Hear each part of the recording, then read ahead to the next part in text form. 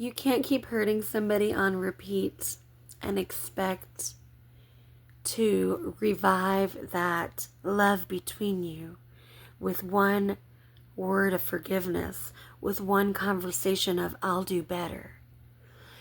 If you really love that person and you know that you've hurt them and you've named what you've done to them, that is accountability and acknowledgement. It's not saying, let's just not talk about the pain that we caused, and let's not talk about what happened in the past, even if the past was yesterday or 3 years ago or whatever. That is not how you move through the feelings that happened. You have to name the feeling that hurt the other person. You have to look at it. So this way you can change what you do when things take place that hurt your partner or your friend or your child or your teacher or your whatever, whoever. You have to name what took place. If you can name it and hold space for it and acknowledge that that pain is real for that person and you caused it, then and only then you can try to move through it. But again, that is not from one conversation.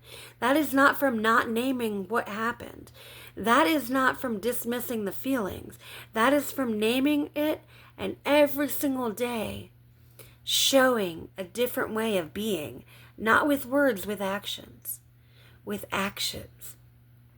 Because women are constantly wondering if they're safe. And so maybe men are too, right? If there has been pain in the dynamic that you keep expressing, hey, I don't like this. Hey, this is my boundary. Hey, I don't like this. This doesn't work for me. And it is not being received. All it's being is dismissed or swept under the rug. And then the person wants to show up and have a conversation and say, we need to move forward and not live in the past. Yeah, that's great. But let's talk about what actually happened. So this way it doesn't happen again. Because if you don't have a real conversation about the pain and the hurt and take accountability, then all you're doing is waiting for the next time for it to happen, because you have no real root cause of what took place. It's just shadow banding. It's just dismissing so you can try to get over here again, and over here keeps coming and the same thing keeps happening. Why?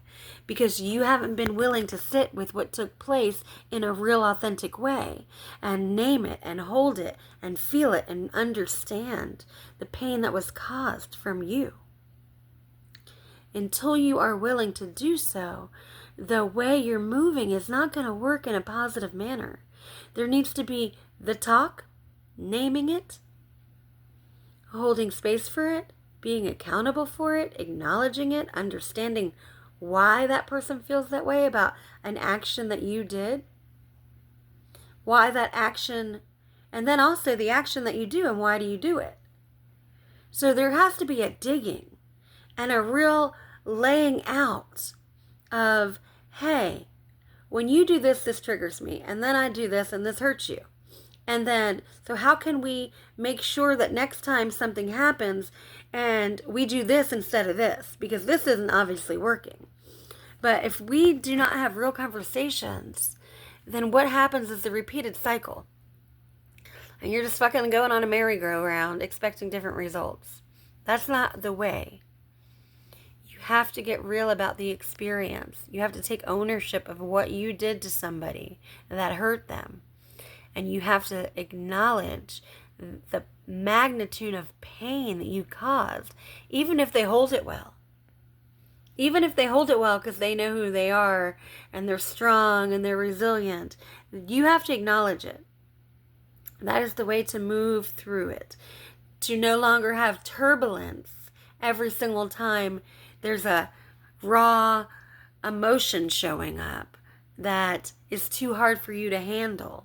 But you take a breath, you find new tools in your tool belt to use so you're not hurting people because you're hurt. That is doing the work. That is wanting to commit to doing better. showing it consistently. And it doesn't take one conversation, it takes every single day.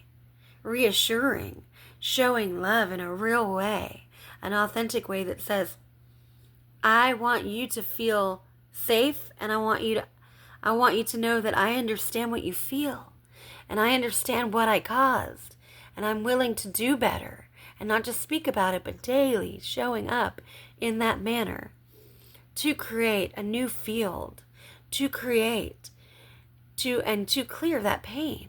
But think about a hole. Think about your heart, right?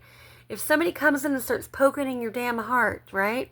And you're holding it, you're just strong as fuck, and I can hold it, and then they can't fuck with me. And then the hole just seeps and seeps and seeps and seeps and seeps and seeps and seeps and seeps and seeps and seeps and seeps. Because you can hold it, right? And then what happens is that you're changing that heart. You're changing it, and it's not for the better. You're digging into a beautiful soul that was meant to help you evolve. And perhaps the readiness is off. So you think the words of truth are criticizing when they're coming from a compassionate, loving heart.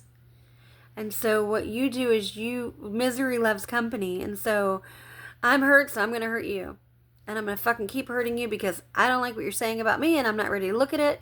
So I'm going to keep living in the same space expecting a different result. That doesn't work. Relationships, love, yeah, that's great. Respect and trust. Respect for what the person has experienced and trying to understand their experience from their perspective, their operating system, their body, their mind, their heart. That is love. When you dismiss it and you say, and you're not willing to name what you did, there's no way to move forward. If you can name it, if you can listen to it and hold it in an understanding manner, not to react or just to say, oh, I held space. No, what does the space look like that you're holding? Does it have a compassionate understanding? Can you own that you caused that pain? What are you going to do with it when you find out what that looks like? I gotta go.